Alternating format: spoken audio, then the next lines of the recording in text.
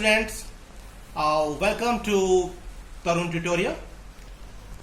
Actually काफी दिन का डिले के बाद हम दोबारा से ज्वाइन कर रहे हैं। हमने डाइपोल पढ़ा, डाइपोल के इक्वेटोरियल और एक्सियल लेवल पे हम लोगों ने उसको स्टडी किया कि इलेक्ट्रिक फील्ड किस तरह से लगता है। अब हमारा मेन टॉपिक इसमें क्या है, गॉस का थ्योरम है, जिसके लिए थोड़ा सा इंग्रेडिएंट चाहिए, तो मैं हल्का सा रिव्यू करता हूं और आपको जोड़ने की कोशिश करता हूं। इलेक्ट्रिक फील्ड लाइंस क्या होती हैं आपने पढ़ा था, फिर से क्लैरिटी कर रहा हूं कि पॉजिटिव चार्ज से इलेक्ट्रिक फील्ड डेवलप होना शुरू होता है और जो नियर बाई के उसके एरो हेड्स हैं वो लंबे हैं, जो शो करते हैं कि वहां पर स्ट्रेंथ ज्यादा है, और आगे जाते हुए वो एरो हेड छोटे होते चले जाते हैं, जो ये बताते हैं कि वो वीक पड़ता जा रहा है। ठीक है, उसके बाद हम आगे बढ़ते हैं, शॉर्ट में इसको जरा जोड़ने की कोशिश करते हैं। ये आप देख सकते हैं यहां डेंसिटी के माध्यम से आपको समझाने की कोशिश की है। आप ये मानिए कि ये आपका अगर एक 2 डायमेंशनल फिगर आपको दिखाई दे रहा है, तो 2 डायमेंशनल फिगर तो ये है, लेकिन एक्चुअल में जो चार्ज है वो 3 डायमेंशनल इलेक्ट्रिक फील्ड डेवलप करेगा। तो अगर आप मैथ स्टूडेंट हैं तो आप जानते होंगे इसको, ओरिजिन के रेस्पेक्ट में अगर हम इसको रोटेट करें तो यहां पर हमें एक सॉलिड फिगर मिलेगा और उससे एक सॉलिड एंगल भी जनरेट होगा। तो सॉलिड एंगल की वैल्यू क्या होती है? अगर आप इसे एक कंप्लीट सर्कल मान लें और इसे सेंटर माने तो ये आर्क हो जाएगा, और आर्क अपॉन रेडियस की वैल्यू क्या होती है? वो एंगल के बराबर होती है 2 डायमेंशनल में। सिमिलरली सॉलिड एंगल की वैल्यू होती है, सॉलिड एंगल को रिप्रेजेंट करते हैं इससे, और सॉलिड एंगल की वैल्यू क्या होती है? उसकी वैल्यू होती है जो एरिया है, area divided by radius square, यानी आर स्क्वायर। तो उसके रेस्पेक्ट में R1 डिस्टेंस पर आपका जो वैल्यू हो जाएगा वो R1 स्क्वायर सॉलिड एंगल हो जाएगा, और R2 डिस्टेंस पे एक दूसरा पॉइंट P2 लिया है, वहां पर R2 स्क्वायर सॉलिड एंगल हो गया। ठीक है, अब बात आती है कि ये आपका वीक और स्ट्रॉन्ग कैसे होता है। रीजन हमने सेम स्ट्रेंथ के या सेम प्लेनर लिए हैं, एक रीजन लिया है R और एक S लिया है। अब जो रीजन R है वहां आप देखिए उससे क्रॉस करने वाली लाइंस कितनी है? 1 2 3, यानी नंबर ऑफ लाइंस यहां पर ज्यादा है in comparison to S. S के ऐसे क्रॉस एक लाइन वो कर रही है और दूसरी बस टच कर रही है उसको। तो ये बताना चाह रहे हैं कि क्योंकि नंबर ऑफ लाइंस जो हैं जहां पास पास है वहां डेंसिटी ज्यादा होगी और जो दूर है वो डेंसिटी कम हो जाएगी। मैथमेटिकली भी उन्होंने हल्का सा समझाने की कोशिश की है उसको। आप निकाल लेंगे, इसमें एक रिलेशनशिप निकल आएगा दोनों के बीच में कि भाई जो आपका इंटेंसिटी P1 पॉइंट पर है वो आपका n अपॉन दिस वन हो जाएगा, P2 पॉइंट पर n अपॉन दिस वन हो जाएगा। ठीक है, हाँ, n upon R1 square something, और ये आपका n अपॉन दिस। अगर दोनों का रेशो निकाल दीजिए, यानी E1 और E2 का अगर रेशो निकाल देंगे तो आप देखेंगे कि आपका सॉलिड एंगल कट जाएगा, n कट जाएगा, बचेगा क्या? R2 स्क्वायर, क्योंकि डाउन में है इसलिए वो घूमकर ऊपर चला जाएगा, R2 square upon R1 square हो जाएगा। तो रिलेशनशिप क्या होगा? इनवर्स रिलेशन आ जाएगा। यानी कहने का मतलब यह है कि जो फील्ड की इंटेंसिटी है वो रेडियस के स्क्वायर के इनवर्सली प्रोपोर्शनल है। Is it clear? ये फेराडे ने आपका डेवलप किया था। इसके बाद हम आगे बढ़ते हैं, हमें जो छोटा छोटा आइटम चाहिए वो हम पूरा करते हुए चलते हैं। हाँ, पॉजिटिव चार्ज आप जानते हैं कि उसको आपका रेडियली आउटवर्ड फील्ड डेवलप होता है, और जो नेगेटिव चार्ज है वो रेडियली इनवर्ड होता है। अगर 2 सेम स्ट्रेंथ के चार्ज हैं तो वो 2 सेम स्ट्रेंथ के चार्ज आपस में एक दूसरे को उसकी फील्ड लाइंस काटेंगे नहीं बल्कि रिपल्शन करेंगे। इस वजह से वो क्या करते हैं?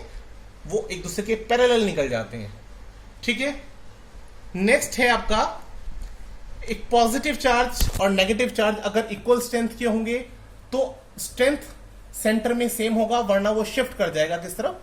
वीकर की तरफ। अगर ये स्ट्रांग है तो वो वीकर की तरफ आपका शिफ्ट कर जाता है। इसके बाद आता है इलेक्ट्रिक फ्लक्स, बहुत इंपॉर्टेंट चीज है। इलेक्ट्रिक फ्लक्स होता क्या है? इलेक्ट्रिक फ्लक्स से मतलब ये है कि आप ये मान लीजिए कि ये कोई बहती हुई नदी है और उसके बीच में हमने एक प्लेनर लगा दिया, तो जितना भी पानी उससे गुजर गया, यानी जितना वॉल्यूम इससे पास हो जाता है, वो उसका इलेक्ट्रिक फ्लक्स होगा। सॉरी, वो वाटर का जितना डेंसिटी होगा वो आपका फ्लक्स के रूप में काम किया जाएगा। अगर आप इलेक्ट्रिक फील्ड के रेस्पेक्ट में इसको समझते हैं तो आप ये समझिए कि इलेक्ट्रिक फील्ड लाइंस आ रही हैं और उसके नॉर्मल पर आपने एक प्लेनर लगा दिया, और उस रेक्टेंगुलर प्लेनर से होकर जितनी भी फील्ड लाइंस गुजर जाएंगी तो उसे हम क्या कहेंगे, उसका इलेक्ट्रिक फ्लक्स कहेंगे। तो इसे शो करने का बड़ा प्यारा सा तरीका है। वो प्यारा सा तरीका क्या है कि इलेक्ट्रिक फील्ड लाइंस जो भी होंगी, जो क्रॉस कर रही हैं, वो प्रोपोर्शनल हो जाएंगी ई डेल एस के, ई और डेल एस के। यहां पर एक एरिया एलिमेंट आएगा, मैं बताऊंगा आपको एरिया एलिमेंट क्या होता है बाद में, और पहले इसको खत्म करते हैं, टाइम नहीं है यार। चलो हाँ, अभी क्या है कि हमने क्या किया, इसको हल्का सा टिल्ट किया। अभी 90 डिग्री पर था, हमने इसको टिल्ट किया। आप इस एक्सपेरिमेंट को घर पे करके देखिएगा। आप ऐसा कीजिएगा, एक रेक्टेंगुलर लेमिना लेना, उसको रेक्टेंगुलर बॉक्स के रूप में काट लेना, उसके ऊपर टॉर्च जलाना पीछे से, और उसकी जो इमेज होगी उसको आप देखना उसमें किसी बोर्ड पे, कार्डबोर्ड पे या वॉल पे, सामने वाली वॉल पे देख लेना लाइटें बंद करके। तो अगर आप इस लेमिना को जितना टिल्ट करते चले जाएंगे, जितना ज्यादा झुकाते चले जाएंगे, तो झुकाने के साथ साथ क्या होगा, सामने का जो पिक्चर बन रहा होगा आपका, जब आपने 90 डिग्री पर रखा था तो एक आपको एक रेक्टेंगुलर इमेज शेडो डेवलप हो रहा होगा, और जैसे जैसे आप उसको टिल्ट करते जाएंगे, और बाद में जब आप बिल्कुल इसके पैरेलल कर देंगे, फील्ड के पैरेलल कर देंगे, तो आप देखेंगे शेडो बनेगा ही नहीं। लेकिन नॉर्मल से उसको इसके पैरेलल करने के बीच में आप जब धीरे धीरे उसको टिल्ट करेंगे, तो आप देखेंगे वो शेडो है आपका, वो उसका साइज कम होता चला जाएगा। ये एक्सपेरिमेंट घर पे करके देखना, आपको अच्छा लगेगा। आगे बढ़ते हैं इसमें। हाँ, हमने कहा टिल्ट करने पर मान लीजिए कि इलेक्ट्रिक फील्ड की लाइन और इसमें इलेक्ट्रिक फील्ड की लाइन में और ये जो लेमिना का यूनिट वेक्टर है, इन दोनों के बीच में मान लीजिए कि थीटा का एंगल डेवलप हो रहा है। जो थीटा का एंगल डेवलप हो रहा है, तो इसके कारण आपने वेक्टर पढ़ा होगा, दो वेक्टर्स हैं और दो वेक्टर क्वांटिटी के बीच में थीटा का एंगल जनरेट हो गया, तो उसकी प्रोजेक्शन हो जाएगी। उसकी प्रोजेक्शन थीटा की रेस्पेक्ट में क्या हो जाएगी, कॉस थीटा हो जाएगी। तो यानी अगर वो ई है और डेल एस की प्रोजेक्शन आप निकालेंगे तो क्या हो जाएगा, E del S cos theta हो जाएगा। Is it clear? तो ई डेल एस से वो क्या हो गया, E del S cos theta, क्योंकि दोनों के बीच में एंगल थीटा आ गया है। अब दो कंडीशन बनती है, या तो थीटा की वैल्यू आपकी 90 डिग्री होगी, तो थीटा की वैल्यू 90 डिग्री होने पर क्या होगा, cos 90 हो जाएगा। cos 90 का मतलब क्या है, 0। यानी कि फील्ड आपका, field lines will be parallel to del S and will not cross it, तो वो उसको क्रॉस नहीं करेंगी। Is it clear? तो इस तरह से आप इसको स्टडी करेंगे। ठीक है, एरिया एलिमेंट चलिए मिल गया मुझे, एरिया एलिमेंट यहीं पे समझा देता हूं।